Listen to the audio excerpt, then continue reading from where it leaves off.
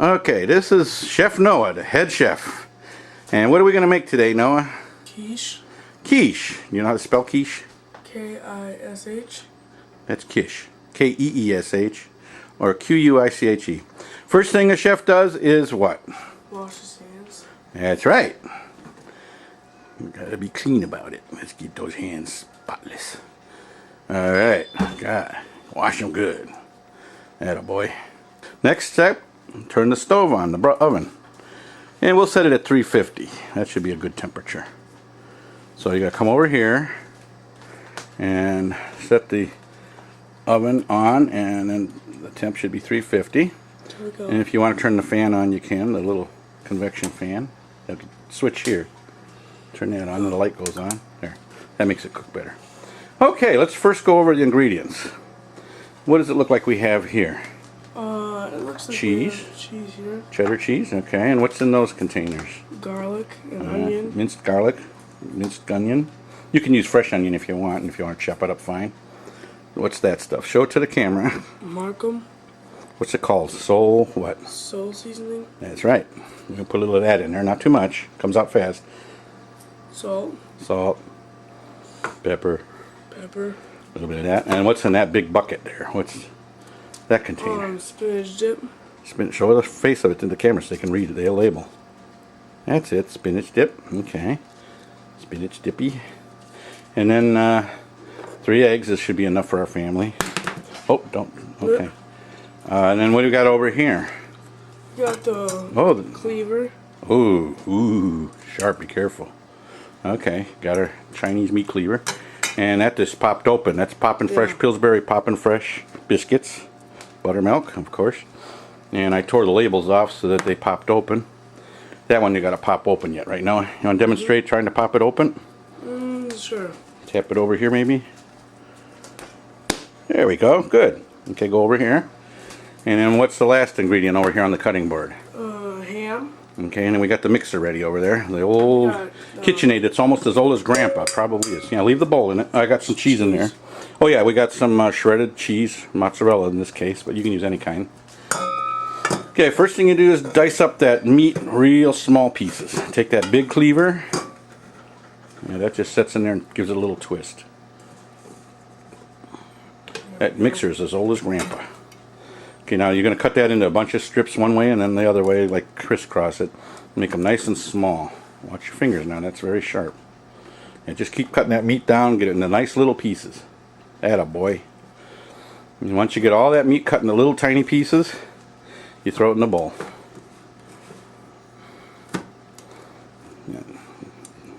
Nice little thin strips, even smaller than that. Nice and small. The smaller the better. You can also use bacon bits, or you can use pepperoni cut up, or leftover like steak, any kind of meat you want. We're using ham today. Bacon is like $6 a pound, and I refuse to pay it. So we're going to use ham, which was much cheaper. And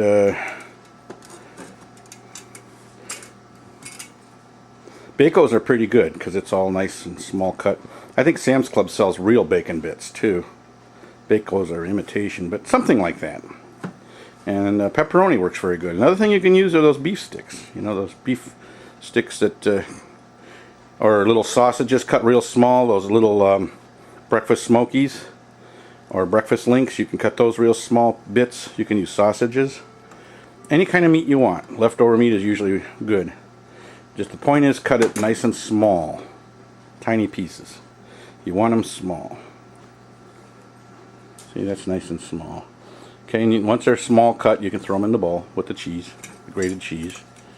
And just chop it up good and small. There you go, that a boy. That's a nasty, mean knife, isn't it? Grandpa had to get that one out because I thought it was cool for a video.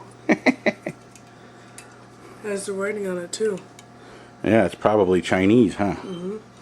It's probably something like Watu Itahu. Steel. Yes. That thing's pretty heavy, that meat cleaver. We've had that thing for a long, long time before you were born. That's older than you are. And of course, Grandpa got it at a garage sale. Where else? Or a rummage sale or something. Or a junk store. I don't remember where I got that thing.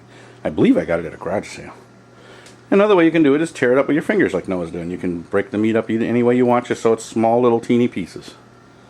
And that's where it takes the most time. And you know, of course, you chop up the onions too and put them in there real fine. And you can use your food processor too to chop up things if you want to. You can do it just as quick and easy with a knife as you can with messing around with that food processor, as far as I'm concerned. You know, some people are pretty fast with a knife, and you know. But Grandpa's careful like Noah. It's better to be careful and you don't cut your fingers. We don't want your fingers in it. Okay. And once you get all that in the bowl, we're going to put some of this, well, Grandma's going to be on the video. She's telling the cat, move, so she don't trip over the cat going down the stairs. I don't know why that cat likes to walk around your feet when you're going down the stairs. Let's get a little close-up action. I know I'm doing a little chopping there. There you go. Let's get some of that there, some of that close-up action. Atta boy. This is the second time Noah ever made this. We did it once before and it came out really good. And this is something we learned from YouTube, the quick and easy quiche with biscuits. Or you can use pie crust dough or other kinds of dough. You don't have to use the biscuits. Pie crust dough works very well if you know how to make pie crust. And yeah, put it in the bowl. Go ahead, Noah. You can put that in the bowl. And I like biscuits because it's really fast and easy. And Noah will show you how he does that with this little rolling pin here. He's got his... Can I rattle off the recipe for pie crust dough? If you want to. 2 cups of flour, 2/3 of a cup of shortening, 6 tablespoons of water. In the Cuisinart food processor.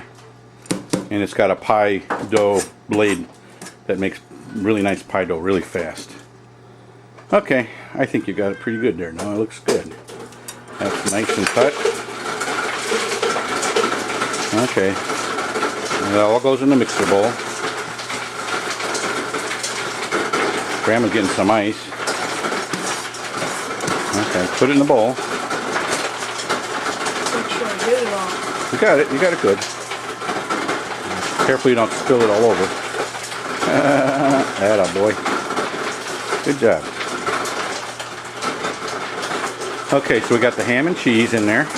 Now we're gonna put a little bit of this and a little bit of that. You got to be careful because this stuff comes out fast. Put just a shake of garlic, not too much. Just a little bit of garlic in there. Sprinkle a little bit of onions. You can put a little more, like about 2 tablespoons of onions. That's a couple good shakes. Put some onion in there. Okay, and garlic you don't want as much, just maybe 1 shake. Is it coming out?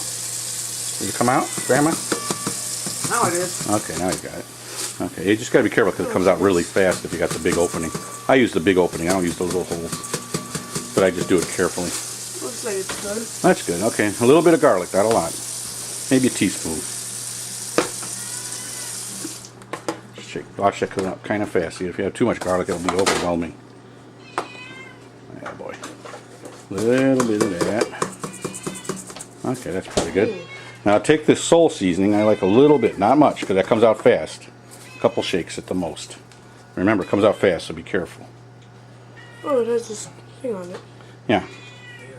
Just be careful, because that stuff really comes out fast. A little bit. A little sprinkle, sparingly. That's enough. That's a sprinkle. Okay. Now put some of this salt and pepper. Grind some of that in there. More of the salt, a little less of the pepper. It's coming out, I think. Yeah, you're on the counter. I'll clean it. Okay. Oh, the chef's supposed to have a little mess on the counter. It's professional. So a good chef is a little messy, right, Noah? Mm-hmm. Okay, we got salt and pepper. Next thing we got to do is open up this spinach dip and put about a tablespoon or so of that in there. Excuse me, please. 3 eggs. Yeah, you got to put 3 eggs. And if you want to do the eggs, you can do those next. You break the eggs and get them in there without all kinds of shells. Yeah, I'd say a good hefty tablespoon of that, big spoonful. Okay. Put a little bit of that, like I said, a nice healthy tablespoon of that. Atta boy, let's look at that spinach dip. Ooh, that looks good. Grandma's favorite. She likes to dip celery and carrots and things in there. Ooh. Okay, just put a big spoon of that Oh my in. gosh, it's heaven. Oh, Grandma tasting the spinach dip, I can tell. She loves that stuff. 2? Go on, I'll put one in. You can probably put 2 in. One, you don't want too much. Okay, there you go. I'll give Grandma the tub. She can put it away. Because she's got the lid. Okay, now you're going to put the 3 eggs in. You can use 3 or 4 eggs. 3 works out pretty good for what we're going to do. For 2 Pillsbury things. Last time we had leftover eggs and not enough shells. I think we used 2 packages, if I remember right. There's 1 egg. Don't forget you gotta put cheese in it. We got cheese in it. We got some mozzarella cheese. Mozzarella. As long as it's not mozzarella.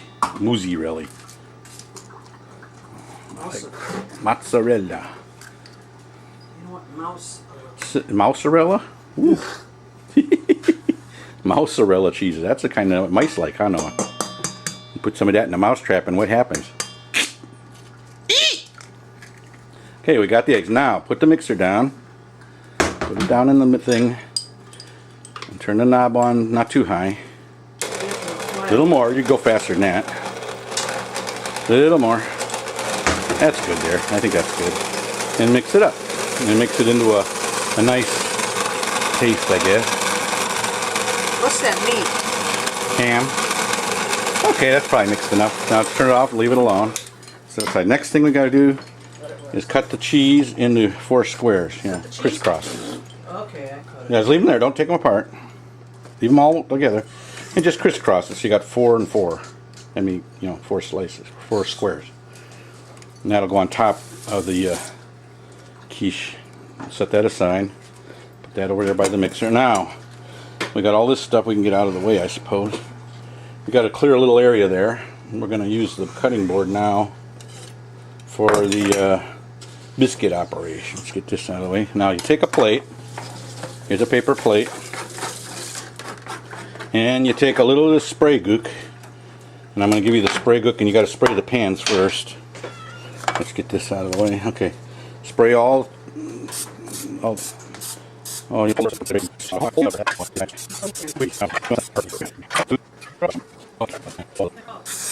He's doing real good, Grandma. He's got this down. He's going to make these at school, I think, in cooking class. Impress his teacher. He'll get an A for this one. There. Now, take a biscuit. Take a biscuit one at a time. Oh, spray the dish first. Either sprinkle a little flour on the dish or spray. Spray it good. There you go. So the dough don't stick. That's good. Now, 1 biscuit at a time. And you got to do them 1 at a time. Okay. Toss that over here in the garbage. Put it over here for now. Okay. And you roll out each biscuit with your little rolling pin. Make them nice and flat and big enough to put in the shell. Gotta go both ways, that's right. Did you go both ways so it's nice and right? You don't have to spray it. No, you don't have to spray it. It's sticky. It's alright. I'll go give it a little more. Usually once is enough. You don't want a lot of that stuff. Okay. Okay, I make it nice and round and, go one way and then turn it and do it the other way so it's, not long, it's round. Attaboy. In other words, you got to rotate the plate. Roll it out. Attaboy. Now turn the plate so you get it the other way. There you go. Now you get the idea. That way it comes out kind of roundish. They don't have to be perfect. You just want it to go in the muffin tin. It's got to be about, I'd say, at least 3 inches. A little bigger. A little bigger. The tin's a little bigger than that. My finger's falling asleep from holding the camera. Okay, now start putting them in the tin. We got to go a little faster because I think we're going to run over time on YouTube. I think we've already done 15. I might have to do part 1 and part 2. Okay. That's how you do them. You roll them out and fill all the things. So this will take some time, so I might just pause the camera here. Or I could do this part real fast like some people do. You don't have to do that. Just keep doing them. You don't worry about that. It's kind of slipping though. Yeah, that's why you don't want too much. It gets messy. You just need something so they don't stick. Once is enough. For me, anyway. Flour also works. You can dust it with flour. Yeah, just get them nice and spread out, and that's it. Now we're getting production going. We'll get all 24 of them done in no time. I might have to stop here and once it's done, continue, because we're going to definitely go over 15 minutes. But that's the idea. Roll them out, put them in the shells, and then when that's done, we'll come back and fill them with the goop and cook them.